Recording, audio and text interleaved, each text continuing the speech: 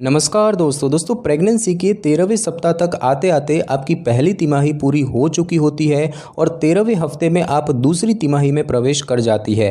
लेकिन अभी भी आपको काफ़ी लंबा समय निकालना है और इसीलिए स्वस्थ रहने के लिए सही खाना खाएं और उसी के अनुसार व्यायाम करें ताकि आप गर्भावस्था के लक्षणों से निपट सकें।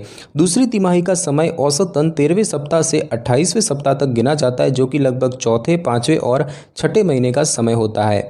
दोस्तों, हमने यहाँ पर लगभग शब्द का इसीलिए इस्तेमाल किया है क्योंकि कुछ महीनों में 4 हफ्ते होते हैं और कुछ में 5। तो दोस्तों, सबसे पहले तो हम यही जानेंगे कि 13वें हफ्ते की प्रेगनेंसी में शरीर में क्या क्या बदलाव होते हैं। तो अब आपके मूत्राशय पर दबाव पड़ना कम हो जाएगा क्योंकि गर्भाशय आपके पैल्विक हड्डियों से ऊपर आ जाता है।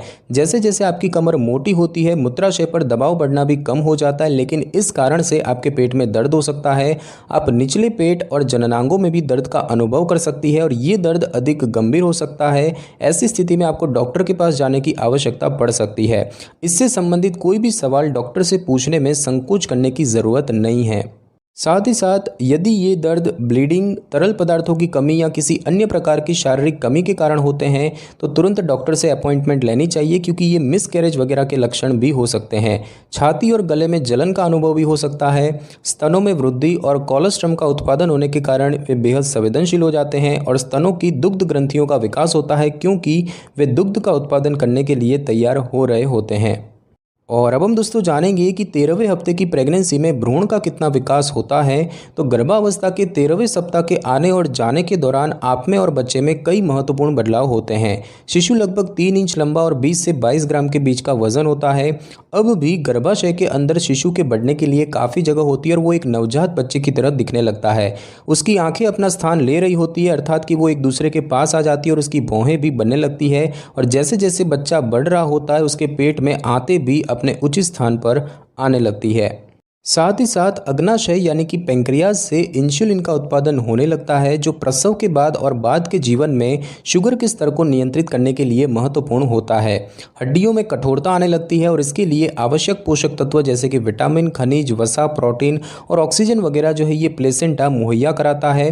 प्लेसेंटा के माध्यम से माँ से बच्चे में रक्त संचरण होता है और इस हफ्ते के अंत तक बच्चे की आंतें भी कार्य करना शुरू कर देती है।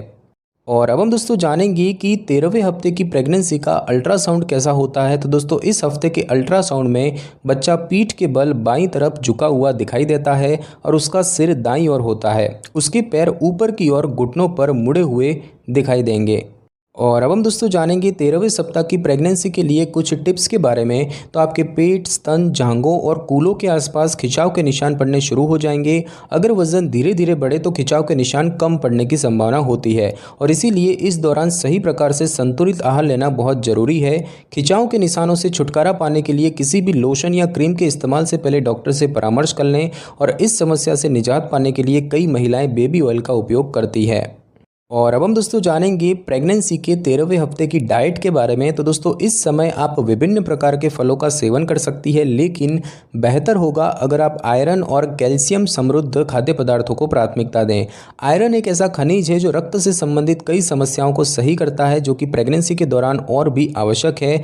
ये लाल रक्त कोशिकाओं की संख्या में वृद्धि करता है और ऑक्सीजन के प्रवाह को नियंत्रित करता है। कैल्शियम आपको स्वस्थ तो रखता ही है, साथ ही आवश्यक ऊर्जा भी प्रदान करता है। तो दोस्तों, नाश्ते में अनाज, टोफू, सोया और सोया से बने खाद्य उत्पाद, सूखे मेवे और नट्स, मसूर की दाल और कई अन्य खाद्य पदार्थ की चीज़ें शामिल करें। आप आयरन के अवशोषण के लिए विटामिन सी समृद्ध खाद्य पदार्थों का सेवन कर सकती है, जैसे कि संतरे का रस, नींबू पानी वगैरह।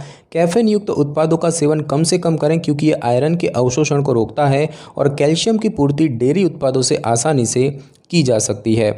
तो दोस्तों, आज की इस वीडियो में बस इतना ही। अगर आपको मेरी ये वीडियो और जानकारी अच्छी लगी हो तो वीडियो को लाइक और शेयर कर दीजिए और कमेंट करना बिल्कुल भी ना भूलें। और अगर आप हमारे चैनल पर नए हैं तो चैनल को कर लें सब्सक्राइब और बेल आइकन के बटन को ज़रूर क्लिक कर लें, ताकि मेरी नई वीडियो की नोटिफिकेशन सबसे पहले आपको मिल सके। Thanks for your time.